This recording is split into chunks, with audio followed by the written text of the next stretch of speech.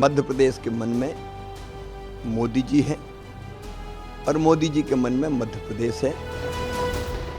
मध्य प्रदेश में एक बार फिर बीजेपी का कमल कांग्रेस के कमलनाथ पर भारी पड़ा है। बीजेपी एक तरफा अंदाज में लैंडस्लाइड विक्ट्री की तरफ बढ़ रही है। मध्य प्रदेश चुनाव के रुझान जो तेजी से नतीजों में तब्दील हो रहे हैं, वो इस बात का सबूत है कि मध्य प्रदेश तो मामा का है। कांग्रेस के कमलनाथ को मध्य प्रदेश में कांग्रेस का सर्वेसर्वा माना जाता है।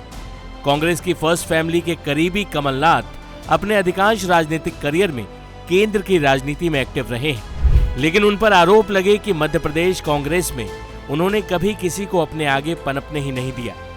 ज्योतिरादित्य सिंधिया के कांग्रेस छोड़ बीजेपी में शामिल होने की सबसे बड़ी वजह कमलनाथ को बताया गया था, जबकि वही सिंधिया जब बीजेपी में आए तो शिवराज ने उन्हें खतरे के तौर पर नहीं बल्कि मौके के तौर पर लिया। सिंधिया की लोकप्रियता का पार्टी के लिए इस्तेमाल किया। सिंधिया को केंद्र की राजनीति में भिजवाया, लेकिन उनके सूबे में प्रभाव का बेहतर इस्तेमाल किया। वही कमलनाथ अकेले चलते रहे। पूर्व मुख्यमंत्री दिग्विजय सिंह चुनाव प्रचार में जरूर शामिल रहे, लेकिन किसी पोस्टर में नजर नहीं आए। मध्य प्रदेश में कांग्रेस की पहली पंक्ति में कमलनाथ अकेले थे, बाकी सबके लिए दूसरी पंक्ति में ही संभावना थी। लेकिन दूसरी तरफ शिवराज सिंह चौहान थे, जो लगभग 2 दशक से राज्य के मुख्यमंत्री। शिवराज सिंह चौहान को इस बार मुख्यमंत्री पद के उम्मीदवार के तौर पर पेश नहीं किया गया था, लेकिन शिवराज ने इस पर इमोशनल कार्ड खेलते हुए चुनावी सभा में जनता से ही पूछा था कि क्या आप नहीं चाहते कि आपका मामा मुख्यमंत्री बने। शिवराज की direct cash benefit transfer schemes जैसे लाडली बहन योजना ने भी शिवराज की महिलाओं में लोकप्रियता को और पुख्ता किया। मध्य प्रदेश के कई शहरों का कायाकल्प हुआ। इंदौर सफाई का कैपिटल बन गया। मध्य प्रदेश को बीमारू राज्य की कैटेगरी से निकालने का श्रेय भी शिवराज सिंह चौहान को देना होगा। शिवराज सिंह चौहान की विनम्रता उनका सबसे बड़ा हथियार है। कभी योगी की तरह बुलडोजर चलवाया तो कभी पीएम मोदी की तरह मंदिरों का जीर्णोद्धार कराया।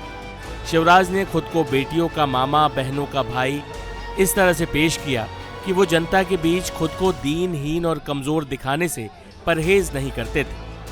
वहीं कमलनाथ के बारे में कहा जाता है कि उनके स्वभाव में एक एलीटनेस और अहंकार है। चुनाव के वक्त भी इस बात को बहुत हवा दी गई कि शिवराज सिंह चौहान के खिलाफ एंटी इनकम्बेंसी की लहर, जनता शिवराज से ऊब चुकी। लेकिन असल सवाल था कि शिवराज नहीं तो कौन। सामने भी जो नेतृत्व था वो न तो नया था न युवा।